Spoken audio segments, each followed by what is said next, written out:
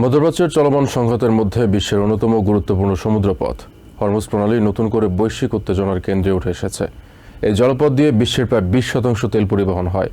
জাহাজ চলাচল ব্যাহত হওয়ায় আন্তর্জাতিক বাজারে জ্বালানির দাম বাড়তে শুরু করেছে। এই পরিস্থিতিতে Donald Trump China, Britain, France, Japan ও সাউথ কোরিয়া সহ বিভিন্ন দেশকে যুদ্ধজাহাজ পাঠিয়ে প্রণালীটি নিরাপদ রাখতে আহ্বান জানান। তবে এসব দেশ এখন পর্যন্ত সতর্ক ও সংযত প্রতিক্রিয়া জানিয়েছে।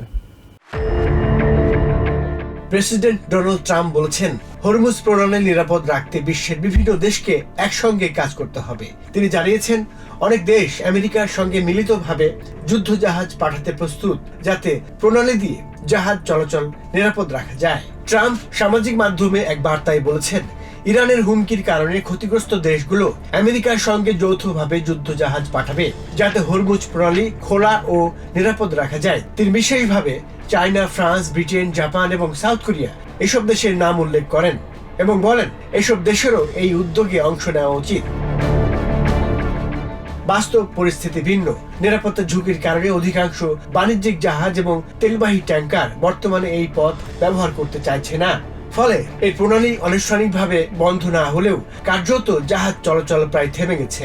সামরিক বিশ্লেষকরা বলছেন, ইরান সরাসরি প্রণালী বন্ধ না করে বরং এমন পরিস্থিতি তৈরি করছে যাতে জাহাজগুলো নিজেরাই ঝুঁকি নিতে না চায়। এতে তেলের দাম বেড়ে যায় এবং বিশ্ব অর্থনীতির উপর চাপ তৈরি হয়। বিশেষজ্ঞদের মতে, আমেরিকা এখন একটি আন্তর্জাতিক নৌ জোট গঠনের চেষ্টা করছে, যাতে বিভিন্ন দেশ তাদের যুদ্ধজাহাজ পাঠিয়ে তেলবাহী জাহাজগুলোকে নিরাপদে প্রণালী পার করাতে সাহায্য করতে পারে। আমেরিকার নৌবাহিনী বর্তমানে পারস্য উপসাগরে অনেক গুরুত্বপূর্ণ স্থাপনা, যেমন তেল স্থাপনা, সামরিক ঘাঁটি এবং অন্যান্য অবকাঠামো রক্ষার কাজে ব্যস্ত। ফলে একই সঙ্গে জাহাজ চলাচল রক্ষা করাও কঠিন হয়ে পড়েছে।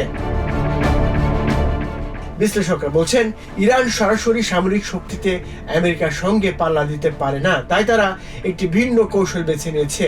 বিশ্বের সবচেয়ে গুরুত্বপূর্ণ তেল পথকে ঝুঁকির মধ্যে ফেলে বৈশ্বিক অর্থনীতিতে চাপ সৃষ্টি করা। হরমুজ প্রণালী দিয়ে প্রতিদিন যে বিপুল পরিমাণ তেল পরিবহন হয় তা বন্ধ হয়ে গেলে তেলের দাম দ্রুত বাড়বে। ইতিমধ্যেই আন্তর্জাতিক বাজারে তেলের দাম বাড়তে শুরু করেছে এবং আমেরিকায় পেট্রোলের দামও উল্লেখযোগ্যভাবে বেড়েছে। সামরিক কর্মকর্তারা বলছেন, যুদ্ধের শুরুতে মূল লক্ষ্য ছিল ইরানের ক্ষেপণাস্ত্র, ড্রোন ও সামরিক অবকাঠামো ধ্বংস করা। কিন্তু এখন একটি গুরুত্বপূর্ণ লক্ষ্য সামনে এসেছে, হরমুজ প্রণালী আবার আন্তর্জাতিক জাহাজ চলাচলের জন্য খুলে দেওয়া। অনেক বিশ্লেষক মনে করেন, যুদ্ধ শুরু করার আগে আমেরিকার উচিত ছিল একটি আন্তর্জাতিক জোট তৈরি করা। এখন যুদ্ধের মাঝামাঝি সময়ে সহযোগিতা চাওয়াটা কূটনৈতিকভাবে অনেক কঠিন হয়ে পড়েছে। Rana Raihan, TVN 24 news desk.